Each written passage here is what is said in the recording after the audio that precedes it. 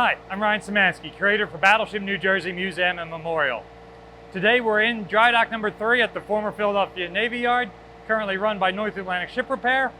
And we've got, I think this is our 8th update video, it might be our 7th, on the work that's going on in dry docking.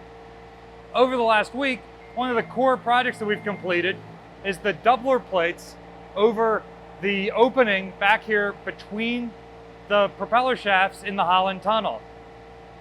Each of the twin docking keels has a large removable plate on it that has access to the shaft couplings to remove the tail shaft from the last section of the line shaft. We don't need to do that to service our propellers anymore, and those many holes drilled in there, we're allowing water into the free flood area, into a part of the ship that we don't have access to do maintenance. So we've welded doubler plates over that entire area. This is a reversible process.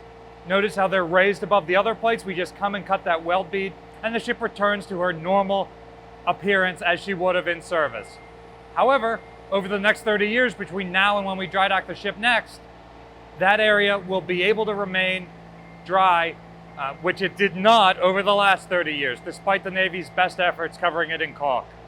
Another major project during this time period was wrapping where the propeller shafts connect to the hull or to the hubs that support them in fiberglass.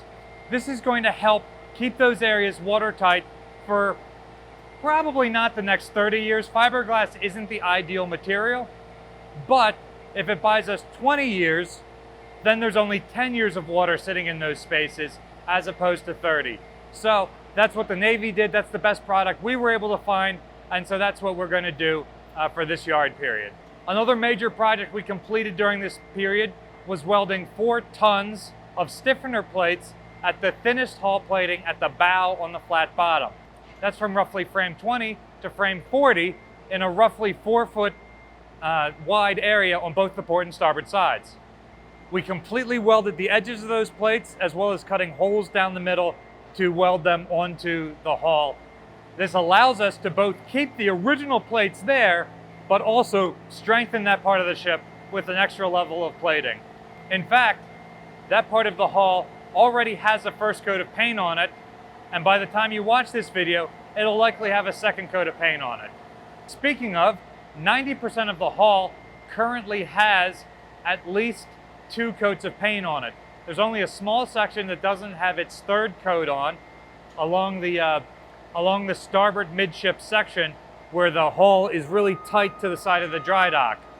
The 10% that doesn't have that system of coatings on it yet is the part that's sitting on the keel blocks. And we're likely only a week out from refloating the ship and moving her so that we can access those parts of the ship for the final 2 weeks of the yard period.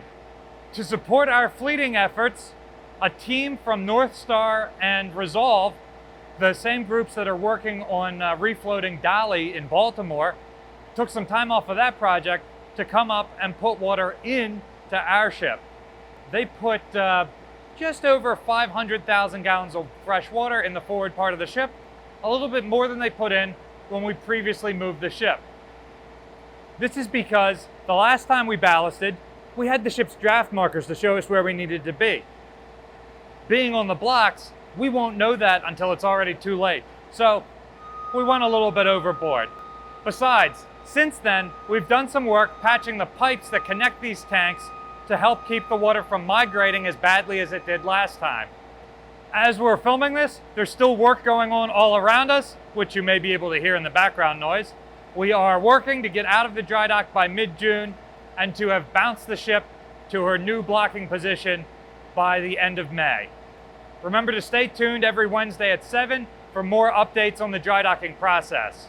And let us know in the comment section down below what you'd like to hear about in future dry docking videos and updates.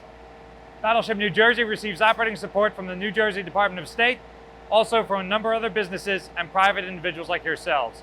We really appreciate your support.